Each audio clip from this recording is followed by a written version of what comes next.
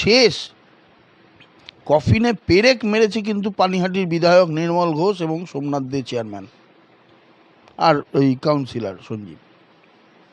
এরা যদি ডেড বডিটাকে আরজিকর থেকে ওইরকমভাবে হাইজ্যাক করে নিয়ে এসে পুলিশের কমপ্লেনগুলো নিজেরা নিজেদের মতো করে সাজিয়ে গুছিয়ে লিখে দিয়ে আরজিকর থেকে বডিটাকে হাইজ্যাক করে নিয়ে চলে এসে পুলিশ দিয়ে বাড়িতে কোনো রকম বুড়ি ছোঁয়া ছুঁইয়ে দিয়ে নিয়ে চলে গিয়ে দাহ না করে দিতেন, দুটো তিনটে ডেড বডিকে টপকে দিয়ে, তাহলে কিন্তু অভয়ার দেহকে যদি প্রিজার্ভ করা যেত ওই টাইমে, আর একবার পোস্টমর্টম করা যেত, তাহলে কিন্তু এত দিন অবধি এই অভয়ার বিচার টানতে হতো না। আমি বারবার বলছি যে নির্মল ঘোষের ওই দিনকার ফোন কলের রেকর্ড চেক করলেই দুধ কা দুধ পানি কা পানি হয়ে যাবে।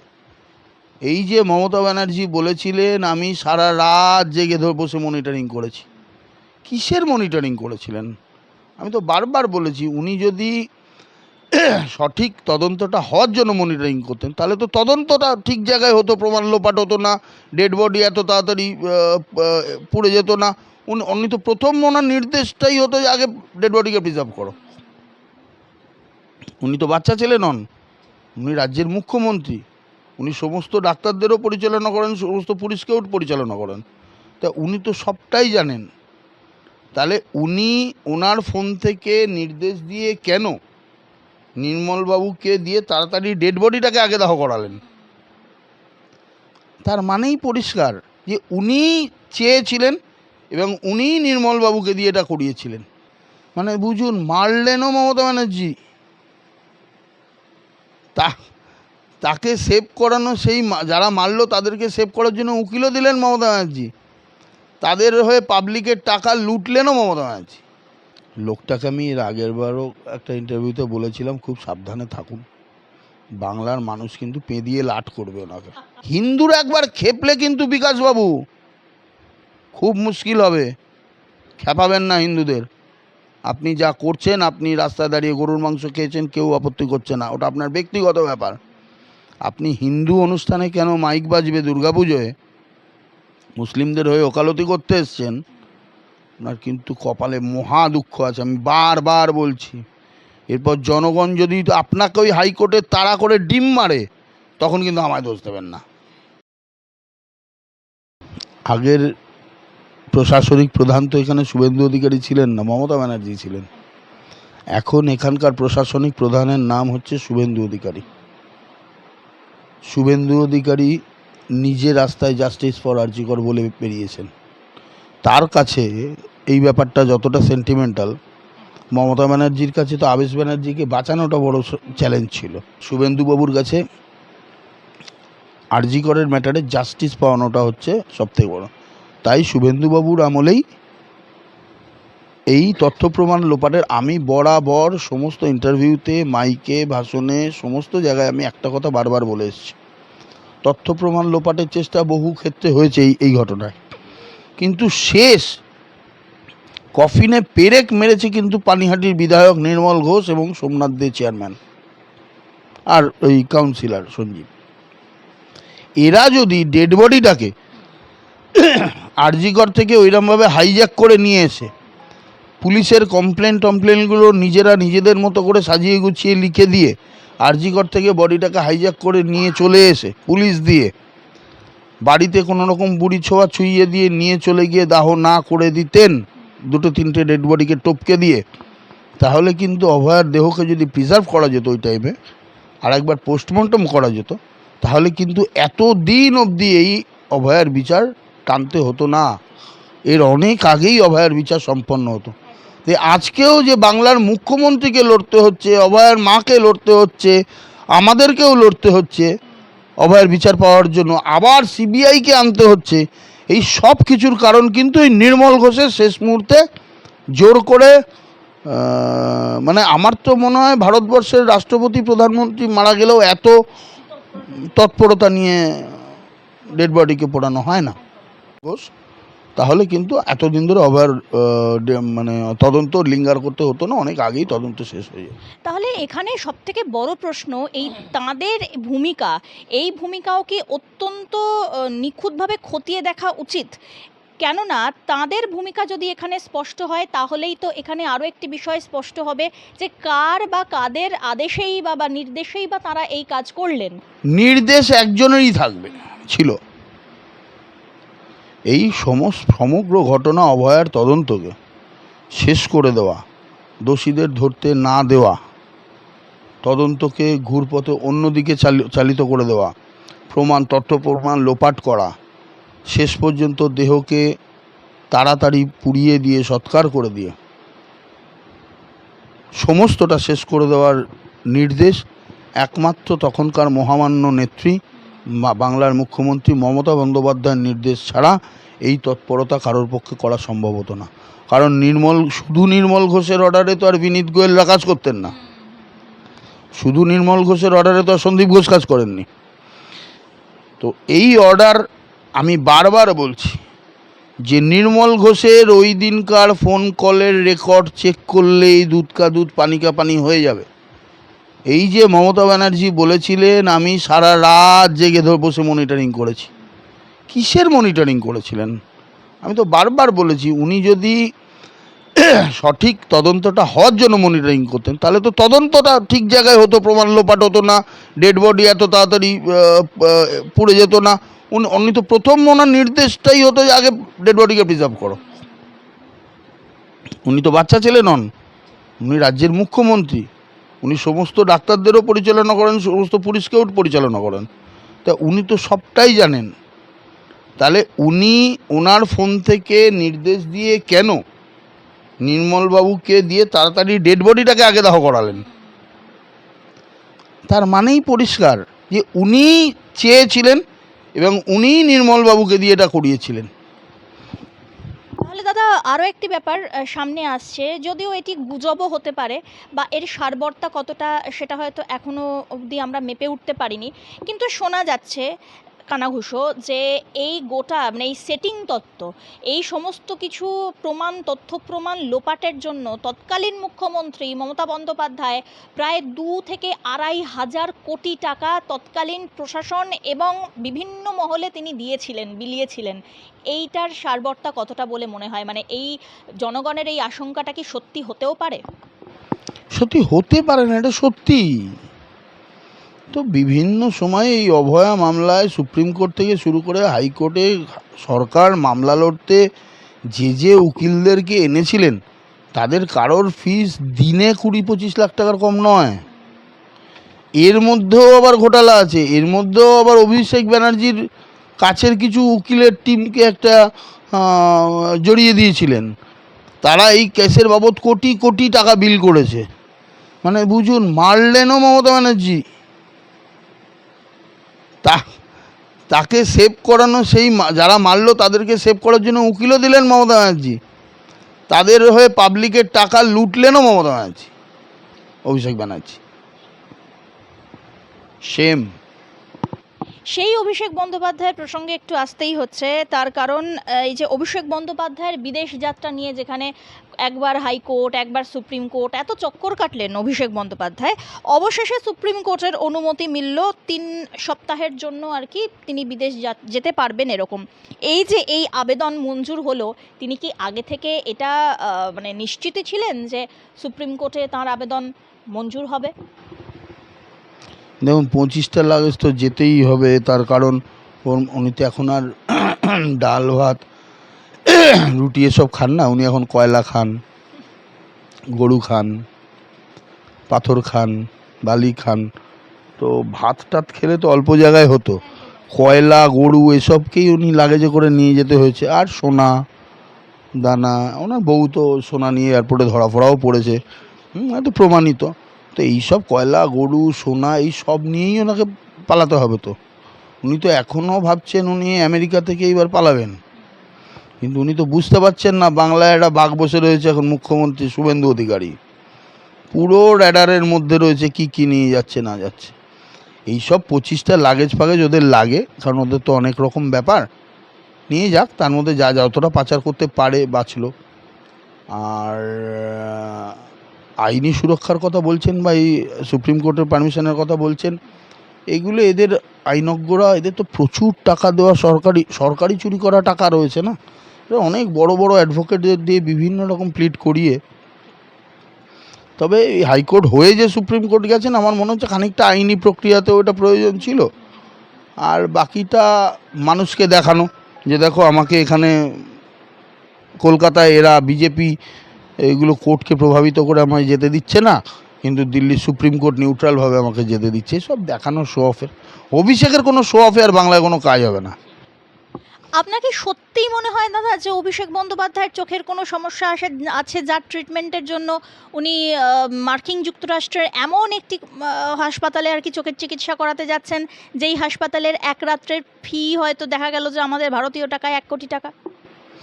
অভিষেক বন্দ্যোপাধ্যায়ের অ্যাকচুয়ালি আমার মনে হয় চোখের রোগ না, অভিষেক বন্দ্যোপাধ্যায়ের মনের রোগ। মনের রোগটা হচ্ছে যে আমি কত তাড়াতাড়ি পিসির রাজত্বের কামানো সমস্ত মালপত্র নিয়ে এই বাংলা ছেড়ে পালাবো, এটা ওনার মানসিক রোগ। কিন্তু মানসিক রোগ বললে তো বোঝানো মুশকিল হবে, বা মানুষ ভাববেও পাগল হয়ে গেছে, তাই জন্যই চোখের রোগের কথা বলে যাচ্ছে। কিন্তু চোখ নিয়ে উনি দীর্ঘদিন ধরেই আমেরিকা যান, কিন্তু যদি আমেরিকায় গিয়ে ওনার চোখ ঠিক হওয়ারই থাকতো, তো এই এত প্রতি বছর তো এত আমেরিকায় গিয়ে চোখ ঠিক করলেন, হচ্ছে না কেন? তাহলে হবে না, ধরে নিতে হবে, তাহলে কলকাতাতেই করাক না। উনি তো বাংলার মানুষের মসিহা বলেছিলেন, তো বাংলার সারা বাংলার মানুষ আমরা যেখানে চোখ দেখাই, ওনার চোখে কী এমন আহামরি সমস্যা আছে? ওনার চোখ কি পৃথিবীর সব থেকে দামি চোখ নাকি, যে ওরা আমেরিকায় নিয়ে গিয়ে এখান থেকে আমেরিকায় গিয়ে করতে হবে? আসলে কিছুই না, আমেরিকা হয়ে পালানোর চেষ্টা। আমেরিকা হয়ে ভানুটুয়ায় যাবে বিনয় মিশ্রর কাছে, ওখানে তো কিনে রেখেছে সব, আর ওখানে তো ভারতবর্ষের সঙ্গে প্রত্যর্পণ চুক্তিও নেই। অ্যাকচুয়াল উদ্দেশ্যটা ভানুটুয়া পালানো, বা অন্য কোথাও দ্বীপ কিনেছে। বিকাশ রঞ্জন ভট্টাচার্য তিনি সম্প্রতি এই যে বিভিন্ন রকম প্রথমত তো তিনি মাদ্রাসায় বন্দে মাতরম কেন গাওয়া হবে তা নিয়ে মামলা করলেন, তারপর এখন এই বিভিন্ন যে সমস্ত মসজিদগুলি রয়েছে সেখান থেকে মাইক খোলার বিরুদ্ধেও তিনি বিরুদ্ধাচারণ করছেন, এবং তিনি সরাসরি বলছেন যে সামনেই আসছে দুর্গাপুজো, তাহলে দুর্গাপুজোতে যদি কেউ মাইক বাজায় বা মন্ত্র জন্য ওই মাইক বাজানো হয়, তাহলে সেক্ষেত্রেও আমি আইনের পথেই হাঁটব। শুধুমাত্র তাই নয় যে হরিনাম সংকীর্তনে মাইক আর দেওয়া যাবে না, কোথায় যাবেন? মসজিদে মাইক খোলা নিয়ে হুমকি দিচ্ছেন তিনি, কি বলবেন? লোকটাকে আমি এর আগের বারও একটা ইন্টারভিউতে বলেছিলাম, খুব সাবধানে থাকুন, বাংলার মানুষ কিন্তু পেঁদিয়ে লাট করবে ওনাকে 4টে দিনের জন্য। দুর্গাপুজোয় তো মাইক মানুষ লাগাবে, 4 দিন হলো শেষ। কারণ মাইকটা লাগাচ্ছে তারাই দুর্গাপুজোয় যারা ওই মাইকটা শুনছে। দুর্গাপুজোয় হিন্দুদের, দুর্গাপুজোয় তো মুসলিম কামারহাটিতে গিয়ে বা রাজাবাজারের মুসলিম অঞ্চলে গিয়ে মাইক লাগিয়ে দিচ্ছে না।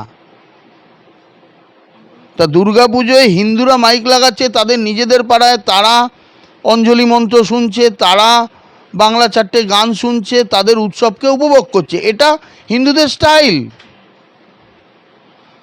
কিন্তু মুসলিমদের যে মাইকগুলো মসজিদে লাগিয়ে দেওয়া হয় উঁচু করে, উঁচু থেকে, সেই মাইকের এফেক্ট কিন্তু সম্পূর্ণ পড়ে হিন্দু অঞ্চলে গিয়ে। কারণ ম্যাক্সিমাম 90% ক্ষেত্রে আপনি দেখবেন মসজিদগুলো 4-5টা হিন্দু এরিয়া। আমি ভোরবেলা, আমার এখানে আছে মসজিদ এই বিটি রোডের উপর, ভোরবেলা আজান চালিয়ে দেয়। তো আমি একজন হিন্দু মানুষ, আমি সকালবেলা ঘুম থেকে উঠে হিন্দু মন্ত্র শুনতে ভালোবাসবো, হিন্দু লক্ষ্মী গণেশের পুজো মন্ত্র শুনতে ভালোবাসবো, সকালবেলা মায়েরা শিব ঠাকুরকে পুজো দেন, আমরা সেটা শুনতে ভালোবাসবো। কিন্তু আমি কেন সকালবেলা ঘুম থেকে উঠে কানের সামনে রেগুলার 365 দিন আমি মেনে নিতাম যদি ঈদের সময়, মহরমের সময় মুসলিমরা মাইক বাজান, সেটা চারদিকে যায়, যেতে পারে, তাদের উৎসবের দিনগুলো যাক। কিন্তু আপনি 365 দিন হিন্দুর কানে কি কারণে আপনি মুসলিম আজান ঢোকাবেন? এর পেছনে কি অভিসন্ধি আছে? আর এটা করার জন্য যে বিকাশবাবু ওকালতি করছেন, তাতে কত মাল নিয়েছেন? হিন্দুর একবার খেপলে কিন্তু বিকাশবাবু খুব মুশকিল হবে। খেপাবেন না হিন্দুদের। আপনি যা করছেন, আপনি রাস্তায় দাঁড়িয়ে গরুর মাংস খেয়েছেন, কেউ আপত্তি করছে না, ওটা আপনার ব্যক্তিগত ব্যাপার। আপনি হিন্দু অনুষ্ঠানে কেন মাইক বাজবে দুর্গাপুজোয়, মুসলিমদের হয়ে ওকালতি করতে এসছেন, আপনার কিন্তু কপালে মহা দুঃখ আছে, আমি বারবার বলছি। এরপর জনগণ যদি আপনাকে ওই হাইকোর্টে তাড়া করে ডিম মারে, তখন কিন্তু আমায় দোষ দেবেন না। দাদা, শেষ প্রশ্ন থাকছে, খুব সম্প্রতি দেখা যাচ্ছে যে এই অন্নপূর্ণা ভাণ্ডার সহ এই বিভিন্ন জায়গায় টোটো কিছু ক্ষেত্রে আর কি নিষিদ্ধ করে দেওয়া ইত্যাদি বেশ কিছু ক্ষেত্রে একটা কোথাও একটা আক্ষেপ বা সাধারণ মানুষের মধ্যে একটা ক্ষোভ এর বহিঃপ্রকাশ হচ্ছে আর কি। এটা কি কোনো রকমভাবে দলগতভাবে বিজেপির ওপরে কোনো নেগেটিভ প্রভাব ফেলছে বলে মনে করেন? ফেলছে, ফেলছে। সত্যিকে সত্যি বলেই বলতে হবে। কিছুটা মানুষের না বোঝাই হচ্ছে, কিছুটা বিজেপি বা সরকার মানুষকে বুঝিয়ে উঠতে পারছে না, সেই কারণে হচ্ছে। আর কিছুটা ঘটনা বাস্তব। আমি মানুষকে বরাবর বারবার একটা কথাই বলছি, যারা অন্নপূর্ণা পাচ্ছেন না বলে অভিমান করছেন, এক তো 17 তারিখ মুখ্যমন্ত্রী একটা ডেডলাইন দিয়েছেন যে 17 তারিখের পর ম্যাক্সিমামটাই হয়ে যাবে। আর 2 নম্বর হচ্ছে যে বিগত সরকার, তৃণমূল কংগ্রেসের সরকার, মানে সমাজের অলিতে গলিতে এমনভাবে দুর্নীতি ছড়িয়ে দিয়ে গেছে যে তাকে বেছে বাছাই করে, আপনারা দেখেছেন ছেলেদের নাম সব মুসলমান ছেলেদের নামে অন্নপূর্ণা ভাণ্ডার, এরকম বিভিন্ন অঞ্চলে হয়ে রয়েছে। এইগুলোকে বাছাই করতে সরকারকে একটা সময় তো দিতে হবে। সরকার চেষ্টা করছে। এসব দেখুন, আমরা এই টাকাটা কেউই, শুভেন্দু অধিকারী তার বাবার টাকা দিচ্ছেন না, পৈতৃক টাকা দিচ্ছেন না, আমরাও বিজেপির লোকেরা কেউ কিন্তু আমাদের বাড়ির টাকা দিচ্ছি না। টাকাটা যাচ্ছে সরকারেরই, আর টাকাটা সরকারে যাচ্ছে মানে টাকাটা মানুষের টাকাই মানুষের কাছে যাচ্ছে। আমরা মাঝখানের দালাল, সরকার তো দালাল প্র্যাকটিক্যালি। মানুষের টাকা মানুষের ভালো করার জন্য কিভাবে খরচ করা যায়, মাঝখানটায় মধ্যপন্থায় সরকার কাজ করে। আমি মানে এটা একটা মজার ছলে বলছি, দালাল। তো সেই জিনিসটা ঝাড়াই বাছাই করতে একটু সময় লাগছে। সরকার চাইছে যে যার অ্যাকচুয়ালি প্রয়োজন বা যার পাওয়া উচিত সেই ঠিক পাক, যার পাওয়া উচিত না, দোতলা বাড়ি, বাড়িতে গাড়ি। দেখুন, আমি তো দীর্ঘদিন কাউন্সিলর ছিলাম। আমাদের মিউনিসিপ্যালিটির কিছু সিস্টেম ছিল, অ্যাম্বুলেন্স ফ্রি করে দেওয়া হতো গরিব মানুষের জন্য, বার্নিং ঘাটের খরচটা মকুব করা হতো গরিব মানুষদের জন্য। আমি দেখতাম আমার অফিসে চলে এসছে একজন, দাদা অ্যাম্বুলেন্সটা ফ্রি করতে হবে। আমি দেখছি হাতে 4টে সোনার আংটি, গলায় একটা সোনার চেন। সে এসে আমাকে বলছে, দাদা বার্নিং ঘাটটা ফ্রি করে দিতে হবে, অ্যাম্বুলেন্সটা ফ্রি করে দিতে হবে। আমি সঙ্গে সঙ্গে, কেন তোমাকে করবো? তোমার হাতে 4টে সোনার আংটি, যার দাম 2 লাখ টাকা, তোমায় আমি পৌরসভার অ্যাম্বুলেন্সটা ফ্রি করে দিচ্ছি, মানে তুমি তো গিয়ে আমার নামে জয়গান করে দাদা করে দিয়েছে, ভালো লোক কাজ করে দেয়। কিন্তু আমি যে টাকাটা মকুব করলাম তোমায়, 700 টাকা 750 টাকাটা, এইটা কিন্তু গরিব মানুষের ট্যাক্সের টাকা। আমি ওই গরিব মানুষ যে কষ্ট করে ট্যাক্স জমা দিচ্ছে, তার টাকায় তুমি সোনার আংটি পরে সোনার চেন পরে ঘুরছো, সেই টাকাটা আমি তোমায় দান করে দেবো, এটা হতে পারে না। তাই জন্য আমি অনেকের কাছে খারাপ হতাম। সরকারও ঠিক সেইটাই চেষ্টা করছে। তাহলে এই নতুন মানে সরকার আসার পরে এমন তো বহু ভালো কাজও হয়েছে, যেমন তার মধ্যে থেকে সবার থেকে বেশি যেটি আর কি লক্ষণীয়, সেটা হচ্ছে বিভিন্ন রকম শিল্পের যে পসিবিলিটি তৈরি হওয়া, যে সম্ভাব্যতা তৈরি হওয়া। এতদিন পর্যন্ত বাংলায় প্রায় মানে নীল বললেও ভুল হবে, মাইনাসের পথে হেঁটে গিয়েছিল।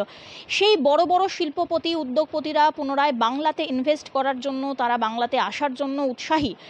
এমনকি দেখা গেল যে সরকার আসার মাত্র 15 দিনের মাথাতেই আমুলের মতন এত বড় একটি কোম্পানি, তারা বাংলাতে ইনভেস্ট করার জন্য এলেন। টাটারা ফিরে আসছেন বাংলায়, যেই টাটাদের এক কথায় খেদিয়ে দেওয়া হয়েছিল বা চলে যেতে বাধ্য করা হয়েছিল পূর্বতন সরকারের ওই মুখ্যমন্ত্রীর জন্য, মমতা বন্দ্যোপাধ্যায়ের জন্য।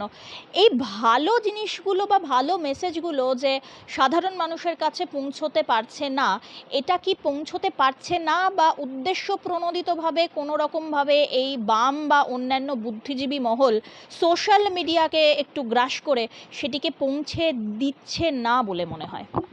দেখুন, বামরা বা তৃণমূলরা এরা তো এটা করবেই। তারা বিরোধী দল করছে, বিরোধিতা করবে, ভালো কাজেরও বিরোধিতা করবে, এটা স্বাভাবিকভাবে হয়ে আসে বাংলার কালচার। কিন্তু আমি যেটা বলতে চাইছি সেটা হচ্ছে, প্রথমে নিজের দোষ বা নিজের ভুলটাকে খুঁজে বার করা উচিত অন্যকে দোষারোপ করার আগে।